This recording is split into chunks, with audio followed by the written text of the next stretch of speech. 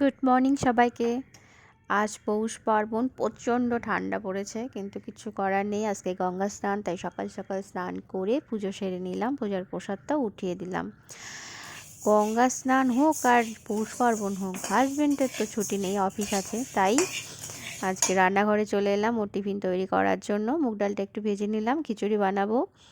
আর আজকের দিনে খিচুড়ির মতো ভালো অপশান আর কিছু নেই, খিচুড়ির থেকে ভালো অপশান আর কিছু নেই। আজকে বানিয়েছিলাম সোনা মুগ ডাল দিয়ে, গোবিন্দভোগ চাল দিয়ে, শুধু ফুলকপি দিয়ে, মানে ফুলকপির খিচুড়ি বানিয়েছিলাম। ফুলকপির শুধু খিচুড়ি করলে এটা টেস্ট কিন্তু একদমই আলাদা হয়, খেতেও খুব ভালো লাগে। ফুলকপির যে গন্ধটা সেটা আসে, অন্যান্য সবজি দিলে সেটা থাকে না। আর তাড়াহুড়ো করেই সকালবেলা আর কি করব, টিফিনের জন্য এবং বাড়ির সবার জন্য করে ফেললাম ফুলকপির খিচুড়ি আর সঙ্গে বেগুন ভাজা। আর পরে করেছিলাম চাটনি, কিন্তু সেটা আর দিতে পারিনি ওকে। তো মানে খিচুড়ি আর বেগুন ভাজাই দিয়ে দিলাম। যাই হোক, সারাদিনের কাজকর্মর পরে এখন সন্ধেবেলা। আজ তো পিঠে বানাতেই হবে, কারণ আমি প্রত্যেক বছরই সবার আগে, মানে শীত পড়লেই অনেকে পিঠে তৈরি করতে শুরু করে দেয়, কিন্তু আমার সেটা ভালো লাগে না। আমি পৌষ পার্বণের দিনই প্রথম পিঠে তৈরি করি এবং পিঠে প্রথমে ঠাকুরকে নিবেদন করে তারপর আমরা খাই। তার আগে খাই না, ভালো লাগে না সেটা। আজকে বানাচ্ছি পাটিসাপটা। এটা তোমার ব্যাটারটা করেছি চালের গুঁড়ো, সুজি, ময়দা, চিনি, দুধ আর সামান্য এলাচ গুঁড়ো দিয়ে। এটা কিছুক্ষণ গুলে রেখে দিয়েছিলাম। এবার 10-15 মিনিট রেখে দেওয়ার পরে এটা এরকম হয়েছে, মনে হচ্ছে যেন ব্যাটারটা একটু ঘন হয়ে গেছে। আর একটু জল দিয়ে নেব কড়াই। আর এইদিকে মাইক্রো ওভেনে করে নিয়েছি আমি ক্ষীর। এই রেসিপিটা আমি প্রথম বানালাম ক্ষীরটা মাইক্রো ওভেনে। এই রেসিপিটা তোমাদের সঙ্গে পরে একদিন শেয়ার করব। সত্যি দারুণ হয়েছে।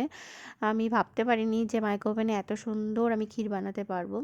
তো পরে কোনো একদিন শেয়ার করে দেবো। পাটিসাপটার পুরটা আমার নারকেল দিয়ে একদম ভালো লাগে না, তাই ক্ষীর দিয়েই বানাবো পাটিসাপটা। আমাদের বাড়িতেও যখন মা বানাতো, তো মানে ক্ষীর দিয়েই বানাতো। এখনও যদি আমি গেলে মাঝে মধ্যে বানাই, সেটা ক্ষীর দিয়ে বানাই, কারণ ক্ষীর ছাড়া আমি একদমই পছন্দ করি না নারকেল দিয়ে। যাই হোক, আমার ঠাকুরের এই কড়াইটাই আছে, তাই কড়াইয়েই করছি। কারণ ঠাকুরের কোনো মানে ঠাকুরের মানে বাসন বলতে প্যান বা ননস্টিকের প্যান, এগুলোতে পাটিসাপটা ভালো হয়, কিন্তু কিছু করার নেই। ঠাকুরের আমার এই একটাই কড়াই, এতেই জন্য করে নিচ্ছি, যেভাবে যেটুকু ছোট ছোট করে বানাবো আর কি।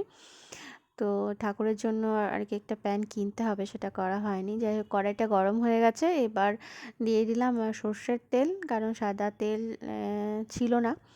তো এটা সর্ষের তেল বা সাদা তেল দুটো দিয়েই করা যায়।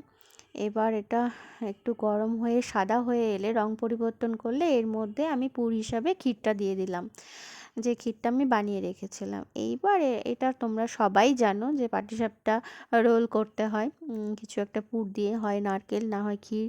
কেউ কেউ নারকেল আর ক্ষীর দুটোই দেয়, তো আমি শুধু ক্ষীর দিয়ে করেছি। তো এই পুরটা দেওয়া হয়ে গেল আমার। এইবার এটাকে রোল করব। যেহেতু আমি কড়াইয়ে করছি, তো পাটিসাপটাগুলো দেখতে সত্যি একদমই ভালো হচ্ছে না। তো একদমই ভালো হচ্ছে না, আর ছোট ছোট হচ্ছে। কিন্তু এটা দেখতে না ভালো হলেও খেতে অবশ্যই ভালো হবে। তোমরা ওইভাবে বানিয়ে দেখতে পারো, খুব ভালো হয় এটা খেতে। আমি পাটিসাপটা করলে এইভাবেই করে থাকি। তো একটু লাল লাল হয়ে গেছে, এটা হচ্ছে কড়াইয়ে করার জন্য হয়েছে। আর তোমাদের এই দেখো আমার তৈরি হয়ে গেছে। এগুলো আমি করেছি আজকে, আর অন্য কোনো পিঠে করব না।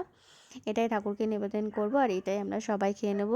আর তোমরাও জানাও তোমাদের পৌষ পার্বণ কীভাবে কাটলো, কী কী পিঠে বানালে তোমরা, আর কী কী পিঠে ভালো লাগলো। আর আমার এই পিঠে বানানোটা যদি আজকে ভিডিওটা তোমাদের ভালো লেগে থাকে, তো like, comment, share and subscribe করতে ভুলো না প্লিজ।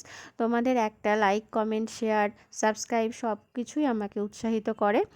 তো আশা রাখবো আমার চ্যানেলটা তোমরা সাবস্ক্রাইব করবে। আর আরও ভিডিও নিয়ে, নতুন নতুন ভিডিও নিয়ে আমি আরও আসছি তোমাদের সঙ্গে পরবর্তীতে।